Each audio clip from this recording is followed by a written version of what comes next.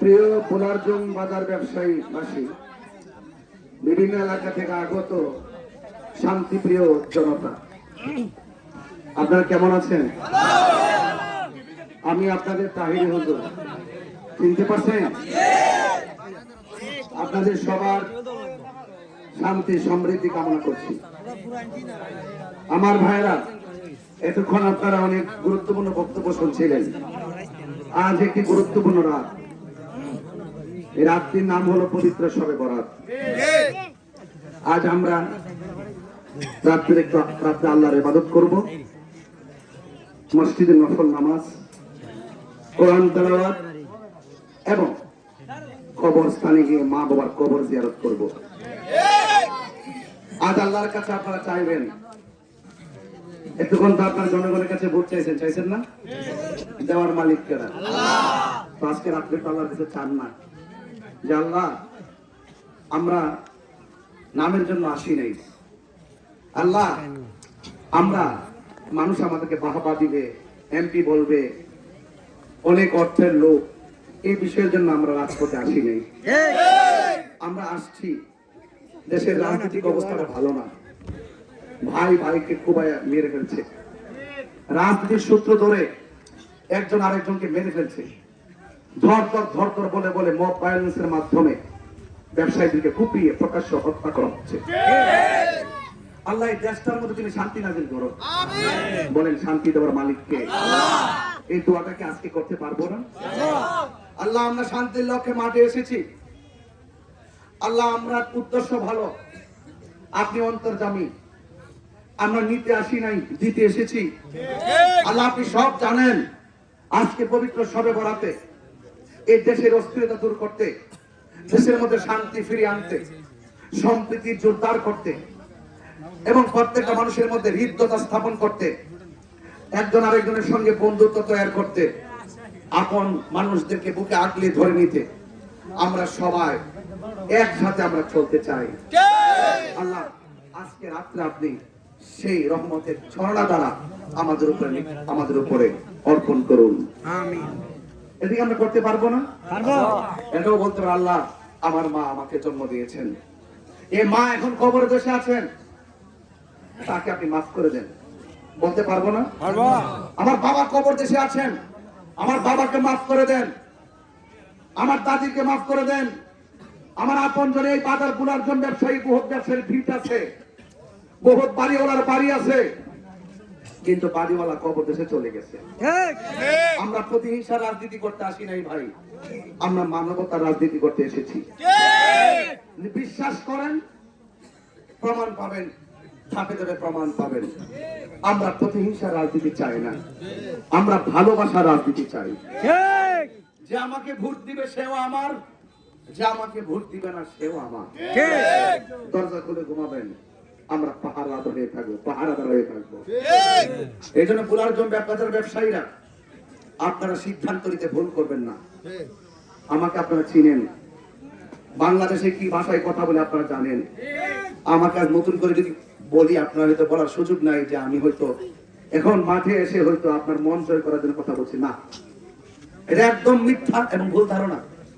কারণ আমি কিভাবে কথা বলি, আমি সম্প্রীতির জন্য কিভাবে কথা বলি, রাষ্ট্রের সার্বভৌমত্ব রক্ষায় কিভাবে কথা বলি, ধর্মদ্রোহীদের বিরুদ্ধে কিভাবে কথা বলি, দুর্নীতিবাজদের বিরুদ্ধে আমি কিভাবে কথা বলি, এটা রাজনীতির মাঠে নতুন না। 5 বছর ধরে আমি এভাবে কথা বলি। অনেকে আমাকে বলেছেন দেশের পরিস্থিতি ভালো না, আপনি একটু সাবধানে কথা বলেন। আমি বলছি আপনার তো 50, 60 না 300 বছর বাঁচবেন, আপনারই সাবধানে কথা বলুন। আমি মনে করি আজকের দিনটাই আমার শেষ দিন হতে পারে। আমি যদি হক কথা না বলি আর আজকে যদি আমি মারা যাই, আমার মহান মনিবের কাছে আমার জবাব দিতে হবে। সমাজের অনেক দায়িত্ব থাকে, আজকে দায়িত্ব, যে দায়িত্বের কাজগুলো দায়িত্বশীলদের কাছে থাকার কথা ছিল, আজকে সেই দায়িত্বগুলো দায়িত্বহীনদের কাছে চলে গেছে। যেই জন্য তারা একটা ভোটে নির্বাচিত হওয়ার পর মানুষকে মানুষই মনে করে না। আমাকে বলা হচ্ছে, আমার সমর্থনকারীকে বলা হচ্ছে যে মোমবাতি করতেছ, 12 তারিখ যায় লোক, এরপরে বুঝবা। আমি প্রশ্ন করতে চাই, আপনি গোলাপজুম কাকে হুমকি দিচ্ছেন? এই মানুষটা তো আপনার বাতিজা হতে পারে। আর এটা আপনার সমাজের মানুষ, এটা তো গোলাপজুমের মানুষ। আপনি যখন গোলাপজুমের কোন সমর্থককে যখন আপনি মামলার হুমকি দিবেন, হামলার হুমকি দিবেন, মেরে ফেলার হুমকি দিবেন, আপনি আমার বাতিজাকে হুমকি দিয়েছেন, আপনার চাচাতো ভাইকে হুমকি দিয়েছেন।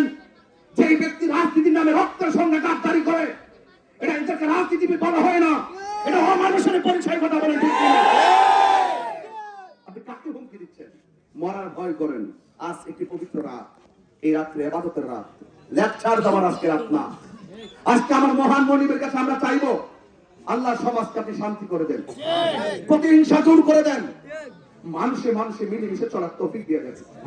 আমি আপনাকে অনুরোধ করে বলবো, আজকে আমি সময় একদম চলে যাচ্ছে, সামনে 12 তারিখে আসতেছে।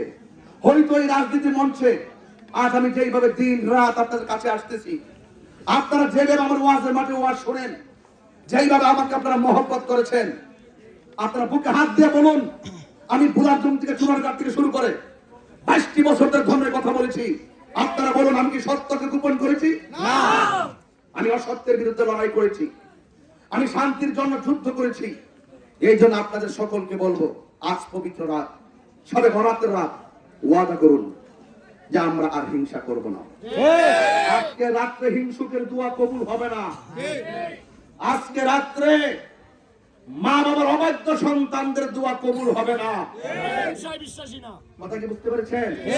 তাহলে আজকে থেকে হিংসাকে দাফন করে দিবেন, মা বাবার কদমে চলে যাবেন, মা বাবার দোয়া নিবেন। আর মা বাবার দোয়া যদি আপনার হৃদয়ে থাকে, আপনার হৃদয়টা আলোকিত থাকবে।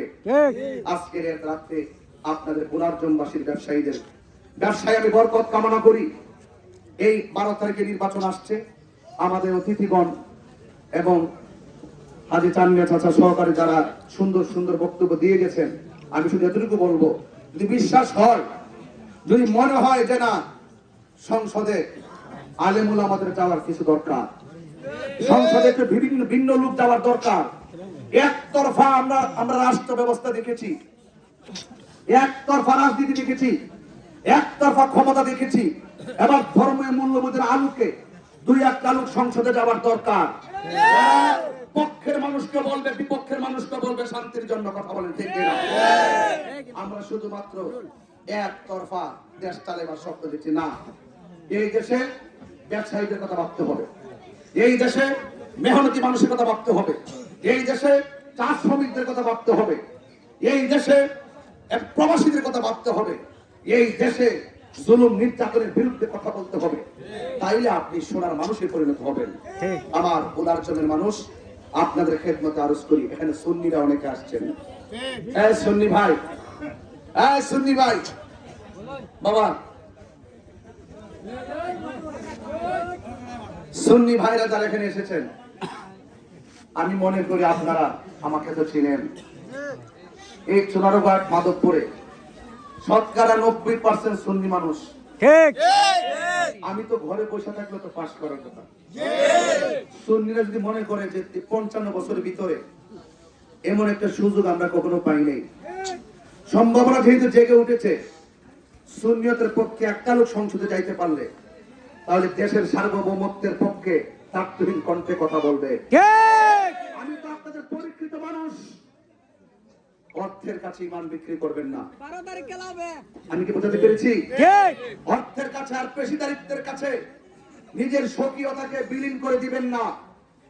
হকের পক্ষে থাকবেন, সত্যের পক্ষে থাকবেন।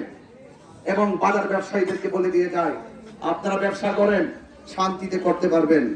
আমি কথা দিয়ে যাচ্ছি, কাহারো কাছে আর চাঁদা দিতে হবে না, আপনার নির্বিঘ্নে ব্যবসা করতে পারবেন। আপনি জানেন কিনা জানি না, ওই কয়েকদিনে গেলাম, বালু অবৈধভাবে বালু তুলতে তুলতে পার্শ্ববর্তী বাড়িগুলো হুমকির মুখে পড়ে গেছে। এগুলা কেন করে জানেন? একমাত্র আল্লাহর দরবারে জবাবদিহিতার ভয় না থাকার কারণে।